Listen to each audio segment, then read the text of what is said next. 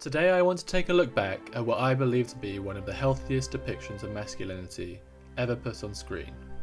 It is, of course, Viggo Mortensen's depiction of Aragorn from The Lord of the Rings. Chapter 1: The Ranger versus the Soldier. It's first off important to realise that Aragorn is introduced to us not as a great soldier or warrior, but as a ranger. Now, anyone who knows Tolkien's world knows that Aragorn led many great military triumphs years before he met Frodo and the other hobbits. But this is not something that the hobbits know. To them, and to us the audience, he is ostensibly a keeper of the land. His day job is not to close ranks and destroy the enemy, but to preserve, scout, and protect a threatened environment. It's fair to say that he is more shepherd than soldier. Why is this important in terms of masculinity? Because it means that the man who will be a great leader of men has a first instinct to preserve, and not to destroy. It's a situation in which power will be wielded for good, and not violence for violence sake. Chapter 2: Stoicism. There is an interpretation of Stoicism in the modern world which suggests that to be a Stoic is to show no emotion, and arguably even to feel no emotion. This is a notion which, if taken seriously, in fact leads to psychopathy rather than Stoicism. In his book The Obstacle is the Way, Stoic philosopher Ryan Holiday outlines what a more appropriate approach to Stoicism would be, saying, "No one said you aren't allowed to feel.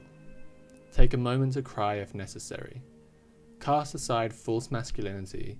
Real strength lies in domestication of one's emotions, not in pretending that they don't exist." And control of his emotions is exactly what Aragorn displays at Gandalf's death.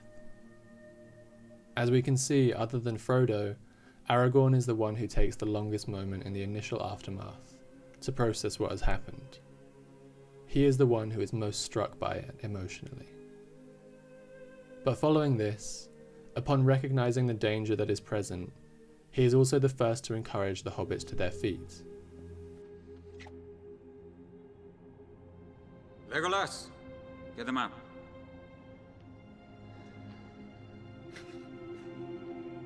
Give them a moment, for pity's sake! By nightfall, these hills will be swarming with orcs. We must reach the woods of Lothlorien.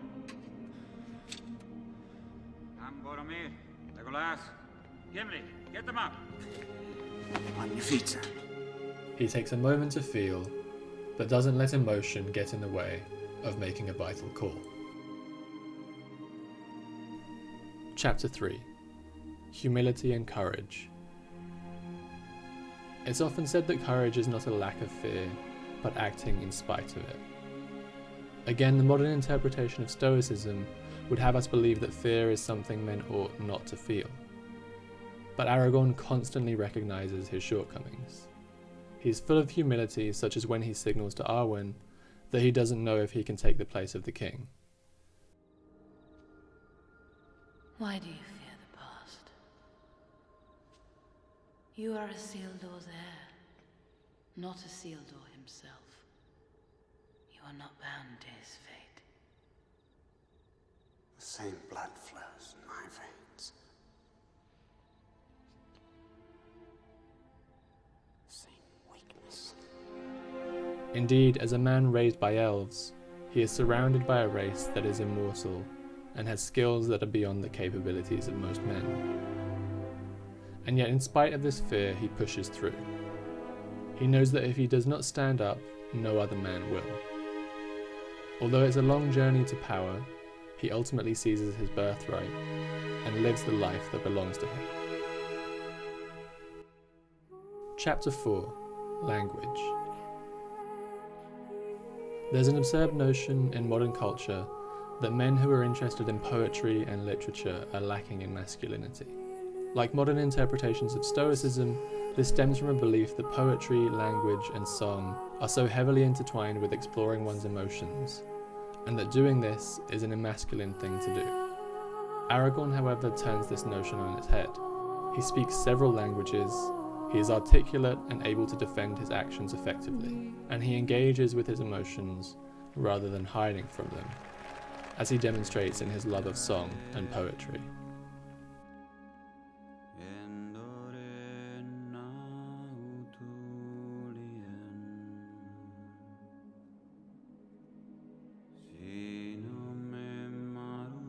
Epilogue, Viggo Mortensen. I'd like to end on a note about Viggo Mortensen. For many of the people who fell in love with The Lord of the Rings from the 2000s, it was his performance that stood out. Indeed, he embodies many of the qualities that Aragorn has himself. He speaks at least 6 different languages fluently, he stands up for what he believes in, but does so stoically. These qualities, and the qualities that Aragorn displays throughout the books and the lore of Middle-earth, make for a male role model that embodies the best masculine qualities, while rejecting the more toxic elements of what it means to be a man.